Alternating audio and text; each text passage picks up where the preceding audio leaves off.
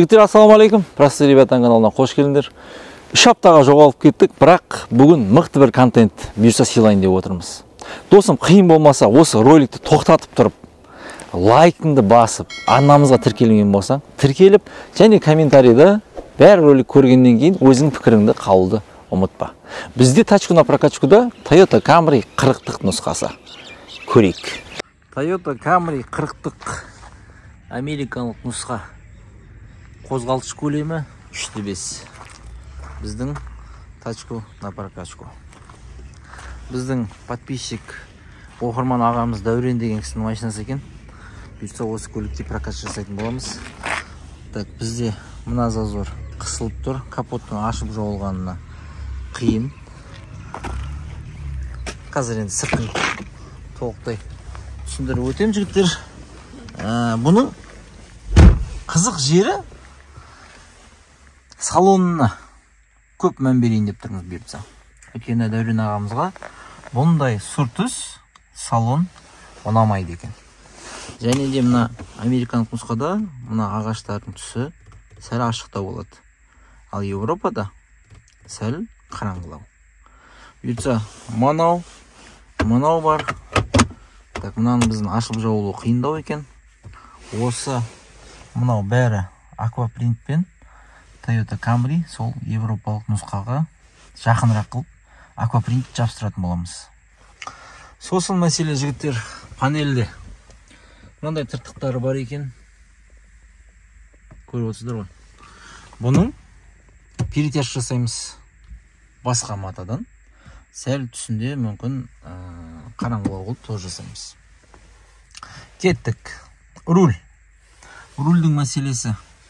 Көп осы Камриларда осы ауру бар, е? Осы краскалар кетіп қалады. Бұлардың бәрі жаңаратын болады. Руль. Енді қолдан келіп атса дерево ағаш руль жасаймыз. Болмаса мынаны алып тастап, басқа өзінің қара біртұтас әдемілеп жабыстыратын боламыз. Көрдіңіздер ме, мынандай патактары бар да мына. Содан. Көлікте техникалық ақау жоқ деді. Ол мотор, коробка, ходовкеге біз кірмейміз. Кеттік тағы да. Мына түс өзінікімен қалуы мүмкін, бірақ асты жағы тағы да қара түстен таңдайтын боламыз. Енді қарама, сәл темно-синий ма, енді көреміз, жігіттер. Так, мына стойкалардың бәрі жаңаратын болады. Потолок бізде люкпен. Бұнда бір шешім болар бұйыртса.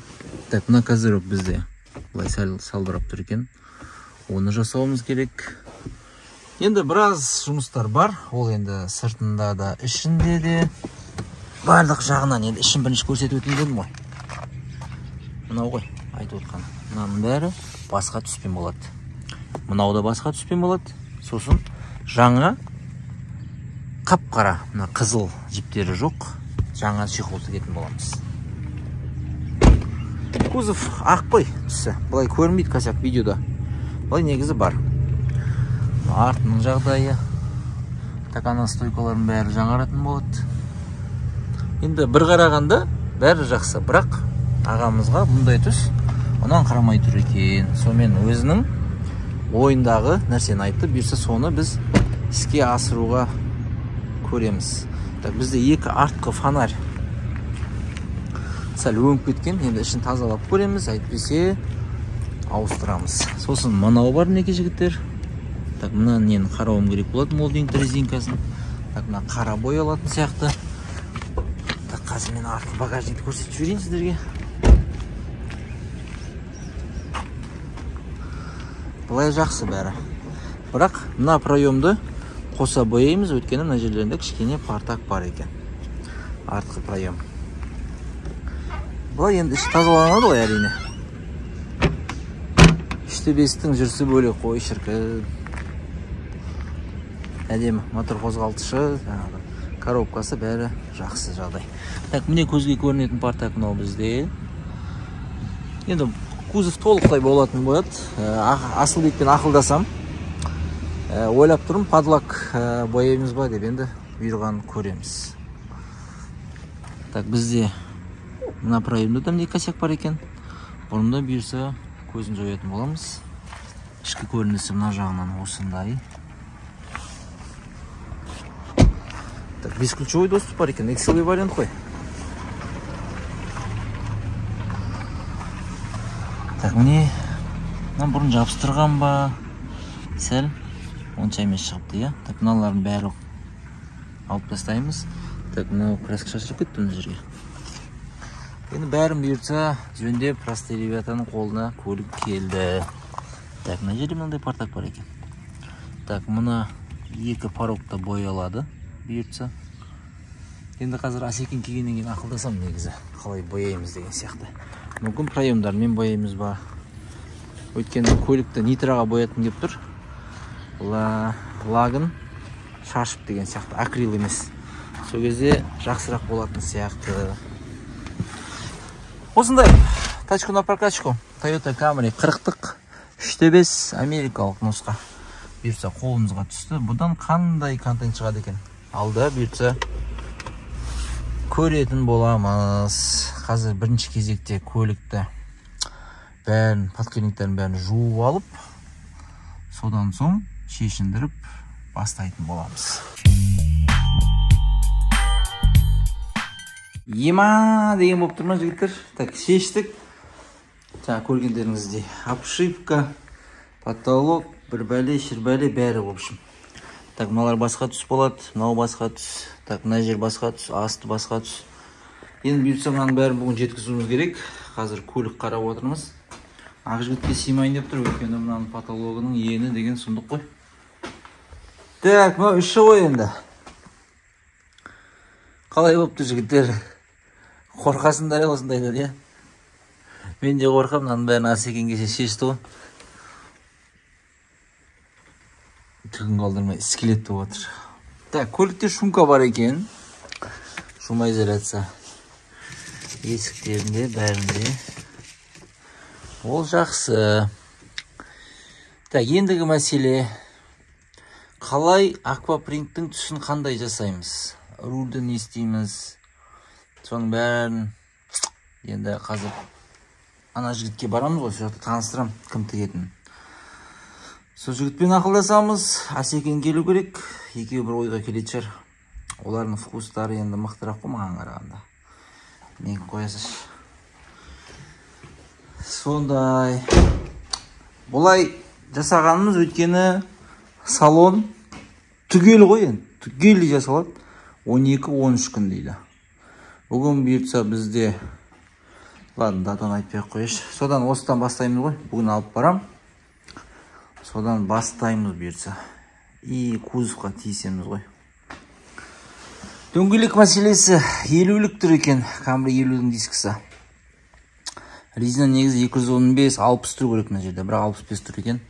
Өйткені алдында барсам Дәурен ағамыз жұмысына кіретін жерде қолайсыз екен де жерлер. Содан кейін осы резинаны салған ау деп ойлап қойдым өзім. Дәурет болсын, сәл мягкилау болсын деп. Абылай көлігі жақсы екен. Көрініп тұр ғой, көлік жақсы екен. Ендігі мәселе маған базарға барған кезде мынау и екі артық фонарьды көреміз. Тазаланса тазаланбады, тазаланбаса басқасын аламыз деген сияқты. Так, қарайық, Яндекс не отыр екен, бір газель ба, бірдеңе. Қырғауылды деген жерге алып бару керек қой маған бұқи-шықиның бәрін.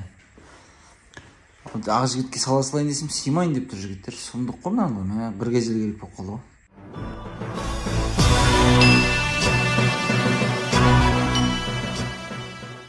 Жігіттер, келдік. Біз бүгін Маздамен. Бұйыртса артымызда келді доставка. Біздің Ермек деген досымыздың точкасы. Мына жер екен. Қазір ішін көрсетіп жіберейін. Так, мынау Ермектің номері. Енді мына жерде жасалып жатқан жұмыс сұмдық жігіттер, өздерің білесіңдер. Мына сұртыс машинаны бұйыртса түгелдей қап-қара жасаймыз. Ол аквапринт, рульдің реставрациясы өткенде көрсеттім ғой. Мына бір сұртыстерін кететін. Мына жазуларына дейін жасаймыз дейді. Бұйыртса көреміз. Мынау обшивкалар. Енді мына жерде тұрған нәрсенің бәрі бір Toyota Camry 40-тық ғой. Мынаның ішіндегі пластиктің бәрі бар енді. Сол үшін де жаңағыдай үлкен машина заказ беріп, әйтпесе ақ жігітпен келе салуға болар еді. Так, мынау біздің потолок, анау люктің жанындағы резинкасына дейін жөнделетін болады. Ермек, енді бұйырса міне амандасып қой подписчиктермен. Міне кабарланды жасаймыз, ғасыр айтамыз, бұйырса есіктерін тоже қараға бояймыз, ауыстырат жерін ауыстырамыз. Айтпақшы жігіттер, мына жерде ұмытып кеттім ғой, кавролан айтпақшы, бізде қара түс болады. Оны алып келдік, бұнда ермек жасайды екен. Так, мысалғанда айырбақ жыртылған бір көліктер келіп осы жерге келіп жасайды екен. В общем, ермектен келіп сұрасаңдар, бір машина жасалды ма, осы жерде айырбақ нормальный ма деп осы жерден сұрай беріңдер. Осы Алматыдағы машина ұрылған бәрін осы жерде жасайды дейсіз ғой. Так, мына торпеда. Бірақ енді бізде жаңағыдай кішігірім косяк қана ғой. Қатты жыртылып жатқан жер жоқ. Өткенде көрсеттім ғой, міне трещина деген сияқты. Бұның бәрі қайтадан перетяжка жасалатын болады. Иә, түсі ең сәлі. Иә, бұйыртса бұның бәрі қап-қара түс болады. Жаңа айтқан бізде кавролан бұйыртса осы материалдан болады екен. Потолок мынандай материал. Потолок мынау бұйыртса. Хорошо, кеттік. Так, не айтылмай қалды? Айырбақ, рульді айттым, кавроланды айттым, мынау пластмасс. Аквапринттің түсі, жігіттер бағана мен ойлап едім негізі ана европалық нұсқадағыдай қыламыз ба деп. Бірақ оның өзі сәл тюнингке сәл жараспай қалатын сияқты, сол себепті басқа түс таңдадық. Енді бұйыртса болғаннан кейін оны көресіздер. Бүгін бізде 30 қараша, 13 желтоқсанға дейін срок алып отыр. Ермек бауырымыз бұйыртса соған дейін бітірем дейді. Оған дейін біз өзіміздің жұмыстарымызды бітіреміз.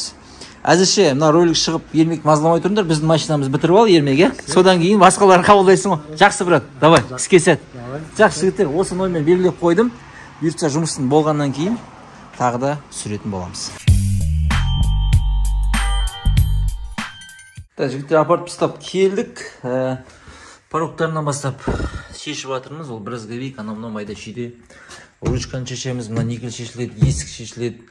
Мынаны бояу үшін багажник шешеміз ба, крышкасын көреміз. Артқы екі фонарды әлі қарамадық. Іштері шаң кірген, міне жігіттер, көрсетіп өтейін сразу. Так, көрдіңіздер ме, мынандай жер ашық қой. Содан өткен екен, сонымен іші былай шаң болып тұр. Негізі сынған жері жоқ. Мына фонарда сондай мәселе, мінекей көрдіңіздер ме? Мына жер осындай ашық, сол жерден шаң жинайды екен да. Ішіне қарай кіріп алады екен. Бұны енді сап-сау нәрсені жаңаға ауыстырмай, жуып көргенді дұрыс болады сияқты. Енді мен базардан көрем.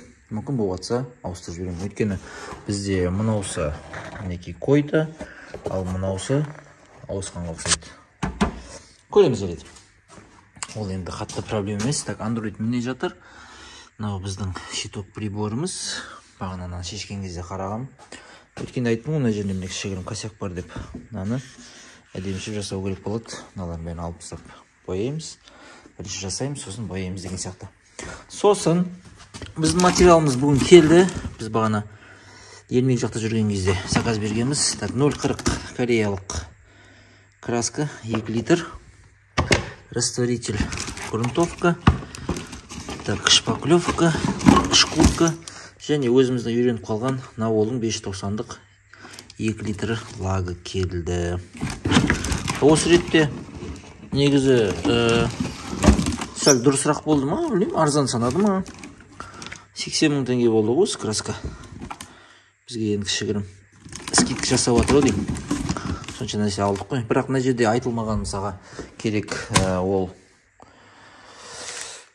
газет, скотч деген нәрселер өзімізде бар. Ертең бұйыртса мен ақ жігітті май ауыстыруға алып барам жібек жолға. Сол жерге барған кезде тағы да кішігірім съемка істейтін шығармын. Мына ветровик алуым керек, өйткені жаңа фонарим бар айтылған. Сосын не қарауым керек еді. И мына никель ғой. Мынау. Сол жақтан съемканы жалғастырам. Әзірше мына брызговиктерін шешіп тастайын. Достар, қайырлы таң. Қалайсыңдар? Бүгін жібек жолдамын. Майда шүйде резинкалар бар. Есіктің никелі бар, ана молдинг. Соны қарауым керек. Және ақ жігіттің бүгін моторын майын ауыстыру керек. Сол келді мәкеңе, қазір базарды бір көріп шығайын. Так, жаңағы 40-тың несін тауылдым не? Никелін. 5 деген әңгімесі екен. Сонымен енді ақ жігіттің майын ауыстыруға келдім. Патрубок бізде төмен жақта теплообменниктегі жыртылған екен.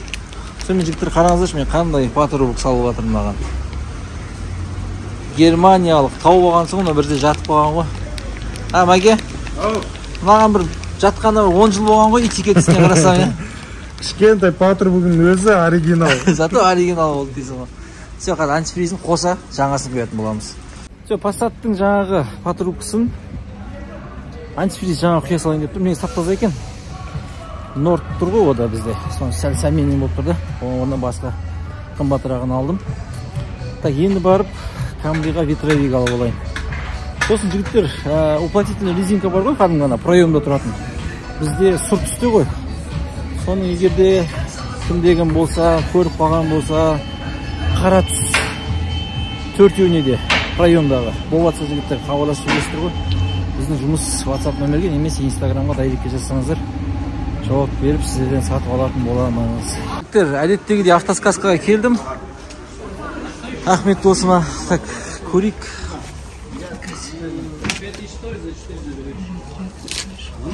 Бізде никельмен өткенде бізде есіктің астында білесіздер, бағана молдинг алдым ғой, ол да никель жүреді. И мынауда бізде бұйыртса никель жүру керек. Осындай.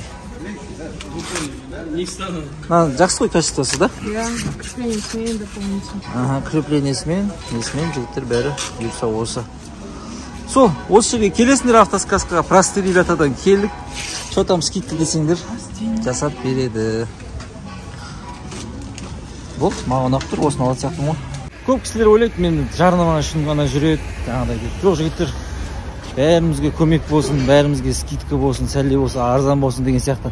Но аза бізде бұйырса, міне майды осы жерін алыңдар жігіттер. Өткенде түсірдім ғой, ана шейлдышы. Просты ребята дейсі, аза, короче, нормальный скидка жасап бер, жарай ма? Балдарға, хорошо? Так, мынау қай еді? 9-шы қатар жігіттер. Мына алдынан келген кезде Азамат, Асқат деген жігіттерді қарасаңыздар, алып береді. Давай, Аза. Сол жігіттер сендердің бәлеріңе скидка алып жүрген ғой мен. Бұлай жарнама деген ондай нәрсе жоқ. Базардағы жұмысты біттім. Алында із жағы түспей қапты ғой. Сонымен көлік бұйыртса осындай болып тұр. Проеммен қоса боямыз дедік қой. Олар бәрін жаптық, басқа амал жоқ. Бұлай кузовы әдемі көліктің, әңгіме жоқ. Бірақ енді бір боясақ, тіпті керемет болайын деп тұр да. Бұл жерде қызық нәрсе, мына проем не үшін бояйын деп жатырмыз. Мына жерде мындай заглушка тұрады мына өзінде. Соның бұрын, мына жерде көрдіңіздер ме, металл шығып тұр ғой. Неге бұлай істеді екен? Мына жақтар міне боялмаған. Бірақ мынаны ішіне газеттер тығып мусорды. Бетін шпаклевать етіп жүрген да, жауып жүрген. Не үшін олай істеді екен? Біз енді бұлай бояймыз. Біз мына жерге бір заглушка ойластыру керек болады, арақылдан ба бір ақ түстен. Үсі жалпы қиын нәрсе емес, білмеймін, бірақ неге ондай іске барды екен. Жалпы сондай. Бізде косякта бұрын капотта косяктар болған ғой. Мына жерлерінде бір балналар, соны Асекең жөндеп жатқан. Есіктерді былай елдік жігіттер, енді біздің өзіміздің іліп қоятын теміріміз мынаның ішіне сыймайын деп тұр. Көлікті ары бері қозғайтындай шама жоқ. Өйткені ішінде түк жоқ бұның, білесіздер. Енді бұйырса ана жігіт жіберіп жатқан суреттерді, анау бар, мынау бар деп. Мына есік мына жаққа түсті. Зазорларын бәрін қойып шықтық. Енді бұйырса боялады. Мынаның іші сәл салқында болып тұр. Сол себептен Асекең екеуміз біз пушка заказ бердік. Сол бұйырса келу керек. Бүгін ертең сол кезде көлікті бояп, пушкамен қойып, негізі 55-60 градуста кебу керек дейді көлік. Енді оған жеткізбейік, сол қатя 30-35-дің өзі жетеді. Көреміз, жалпы сондай. Көлік білесіздер нитромен боялады. Қалай шығады екен, бұйырса алда көре жатамыз. Мелочтарына келетін болса жігіттер, бұлар да боялады. Іші мынандай болып кеткен ғой. Мынаған тиіп кеткен бұрын краска. Солардың бәрін алу керек. Құлақтар боялады. Сосын мынандай бәле. Бұрын шешпей бояған ғой. Шешпей бояуға болады. Бірақ мынаны әдемілеп жапса, мынандай косяк болмайды да. Осы көлікке қараған кезде жаман бет береді. Қазір бәрінен тазалауым керек. Құлақтарын бәрін шүкіртеп тазалап, бояуға дайындаймын. Сосын фильтр пистолет және компрессорда тұратын алдым. Күн салқындағаннан кейін ба, что мынаны жиі ауыстырып отырып қой. Влажность көп па. Сосын клипсалар. Бұрында көлікті жинаған ғой бір кісілер.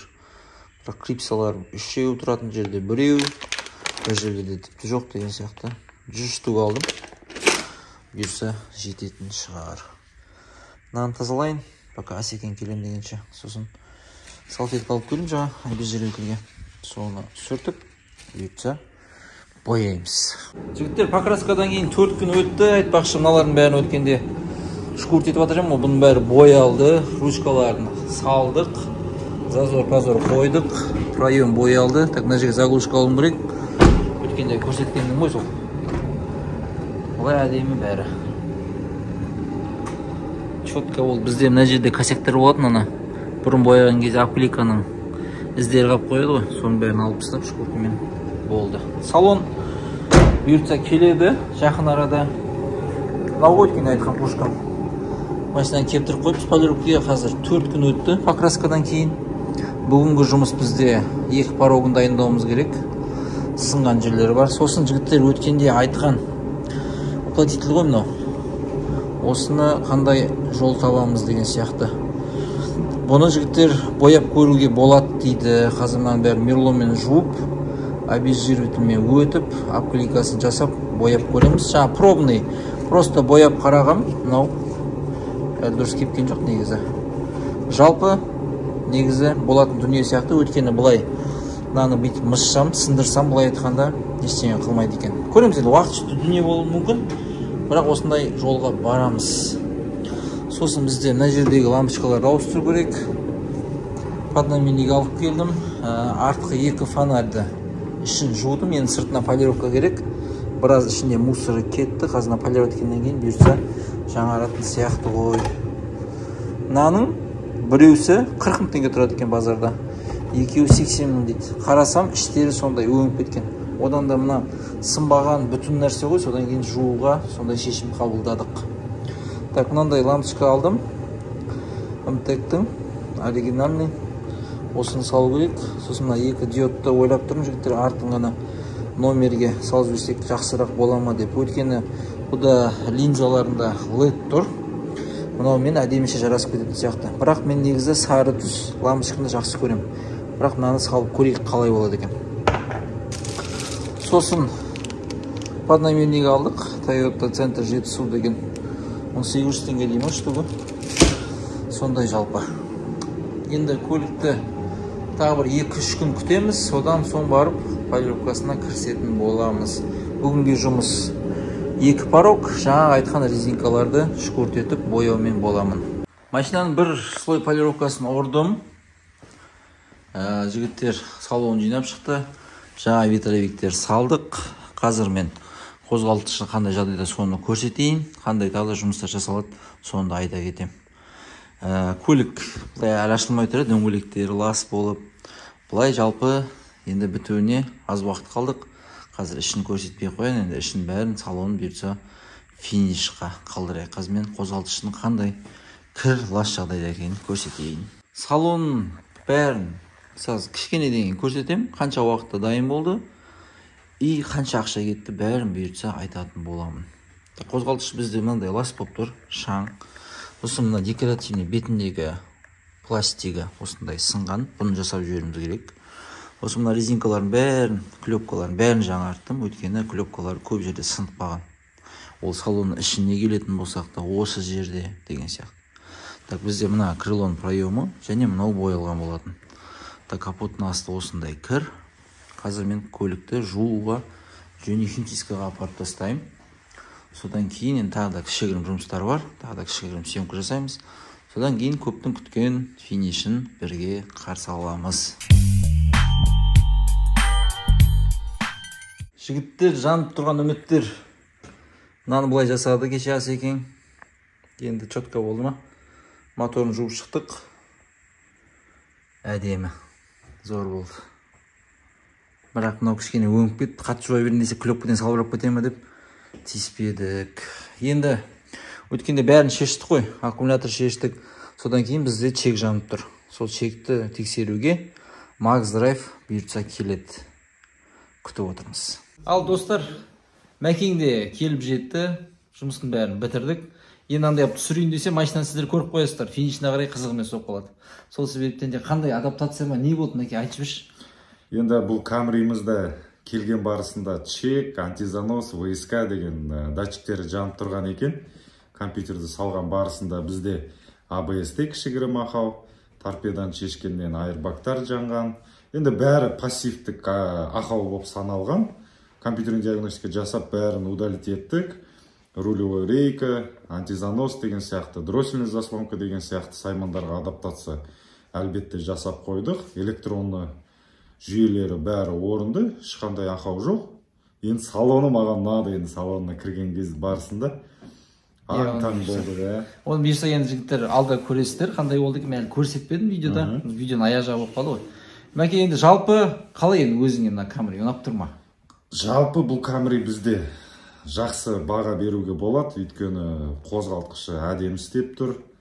Шанағы, былай электрондық жүйелерінде бір үлкен ешқандай ақау жоқ. Салон деп салон айтамызшы. Өзім таң қалғаннан кейін салонға енді расымен де жүрекке жақын болды. Үлкен еңбек. Енді бейнеде ары қарай көресіздер, маған ұнады, жақсы, керемет. Автокөлікте жақсы былай. Ешқандай үлкен ешқандай ақау жоқ. Енді толық комплектация болғандықтан бұл енді қазақтың арманы ғой. XLE. Енді сонда аккумулятор шешіп, панель шешкеннен неден болды екен бұл ақаулар деймін, мысалы ошибкалар? Бұл автокөліктердің жылы жаңа болғандықтан көп электрондық жүйелері аккумуляторды, питанияны шешкен барысында калибровка, адаптация деген сияқты функциялары жойылады. Сондықтан аккумуляторды, питанияны шешпеуге тырысыңыздар. Және де автокөлікті басқа автокөліктерге прикурить етіп, от алдырып деген сияқты іс-әрекеттерден аулақ болған жөн. Енді қыста қыста бәрі ауыратын, от алдырып жібер, прикурить жібер, итер жібер, сүйре жібер деген сұрақтар көп туындайды ғой қыста. Енді бұл Камриде вызовқа шыққан барысында көп кезде жүргізушілердің осы білімсіздігінен прикурить етіп қойдым, чек жанып қалды, антизанос жанып қалды деп көп ақаулар келеді. Оның барлығы сол питанияны бір-біріне замыкать етіп, прикурить етіп, аккумуляторды ұзақ мерзімге шешіп деген кездерден басталады. Сондықтан абай болыңыздар. Все, Мәке, рахмет досым. Оқашы, радмет. Жігіттер, Мәкеңді қолдап каналына тіркеліп қойыңдар, описаниеде ссылкасын қалдырамын. Кеше Макс келіп, өздеріңіз көргендей, көлікті бітірдік. Енді 100%-ға көлік дайын. Қазір Данияр ағамыз келмей тұрып, сіздерге машинаны көрсетейін. Содан кейін Данияр аға енді роликке түсе ма, түспей ма, оны белгісіз. Бар нәрсені бірге тамашалаймыз. Көптен күткен Тойотамыз жігіттер дайын. Енді өкінішке орай, осындай ауа райы болғандықтан бір жерге барып түсіретіндей мүмкіншілік жоқ. Сыртынан бір түсіріп өтейін. Далада қалай көрінеді екен. Өзімізде көзіміз тоймайды ғой. Сыртта қарап тұрмыз жаңа. Түсірейін деп. Салон бір көрсетіп өтейін енді. Қазір сыртын біткеннен кейін. Бисмилля. Қалай жігіттер? Аквапринт қалай таңдадық? Енді әрине өздеріңіз баға бересіздер. Салонына осындай чехол таңдадық. Мынаның бәрі айтқанындай қара болды. Мына жер кішкене лас болып қалды дейсің ғой, полик. Ладно, Кавролан жаңа. Өкінішке орай бізде мына резинкалар өткенде боялып салынды, бірақ бұл көпке шыдамайтын сияқты. Енді салонына келейік. Руль осындай жолмен таңдадық. Дерево болмады. Деревоның бағасы сәл қымбатырақ болып кетті бізге.